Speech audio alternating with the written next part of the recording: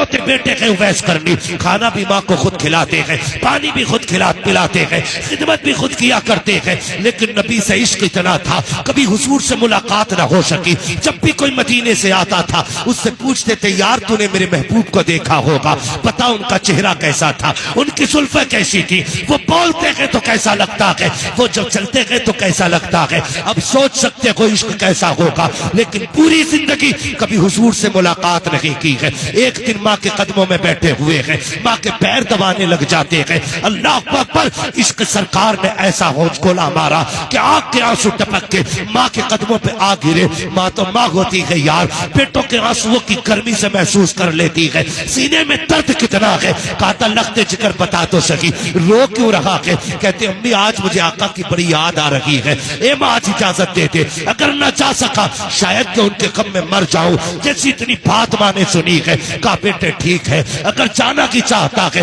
تو جا، کل مدینے چلے جانا اور میری ساری ضرورت کا سامان رکھ کے چلے جانا۔ ماں نے اتنا کہا، بیٹے نے سارا سامان رکھا، ماں سے اجازت لی، جانے لگے۔ ماں نے کہا لخت جگر، کہا کیا؟ کہا جا رہے ہو بیٹے؟ کہا ہاں امی۔ کہا اتنا کام کرنا بیٹے، سورج چھپنے سے پہلے آ جانا۔ کون کہہ رہا ہے؟ اویس کرنی کی امی کہہ رہی ہے، سورج چھپنے سے پہلے آ جانا۔ حضرت اویس کرنی دوڑے، قافلے کے ساتھ چلے، قافلہ آرام کے لیے ٹھہر گیا، اویس کرنی نہیں ٹھہرے بلکہ دوڑتے رہے، قافلہ رک گیا، آپ آگے چلے جاتے ہیں۔ جو پہنچے ہیں مدینہ شریف، جلدی سے پوچھا حضور کہاں ملیں گے؟ کسی نے کہا مسجد نبوی میں ملیں گے۔ دوڑ کر کے گئے، دیکھا مسجد بھی خالی ہے، کہا آپ کہاں ملیں گے؟ کہا ہو سکتا حجرہ عائشہ میں مل جائے۔ پہنچے اس در دولت پر، کھٹکھٹایا، آواز آئی، من دق الباب، کس نے دروازہ بجایا ہے؟ کہا کہ میں آیا ہوں۔ کہا کیوں آئے ہو؟ کہا حضور سے ملاقات کرنی ہے۔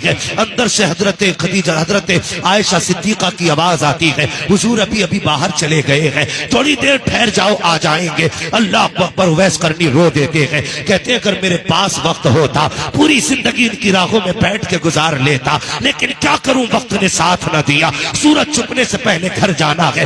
یہ کہہ کے کہتے ہیں ام المومنین اجازت ہو تو میں اندر آنا چاہتا ہوں۔ کیا کرو گے؟ کہا حضور نہ سکی، کم سے کم وہ بستر دیکھوں گا جس پہ میرے محبوب بیٹھا کرتے ہیں، وہ مسرت دیکھوں گا جہاں میرے آقا ٹیک لگاتے ہیں۔ اتنی بات کہی، ام المومنین فرماتی ہے میں تو پردے میں چلی گئی، اتنے میں اویس اندر آئے، بکھرے ہوئے بال ہیں، کپڑوں پہ گرد کے حالات ہیں، کہتے کبھی دیوار چومتے تھے، کبھی محراب چومتے تھے، کبھی مصطفیٰ کا بستر چومتے تھے۔ میں نے یہ حالت دیکھی، میں بھی بے قرار ہو گئی۔ کہا اتنا عشق کرتا ہے تو ٹھہر کیوں نہیں جاتا؟ کہا دیوانے نے کہا تھا میرے محبوب آ جائے میرا سلام کہہ دینا، کہنا مجبوری ہے ورنہ پوری زندگی تیری راہوں میں بیٹھ کے گزار دیتا۔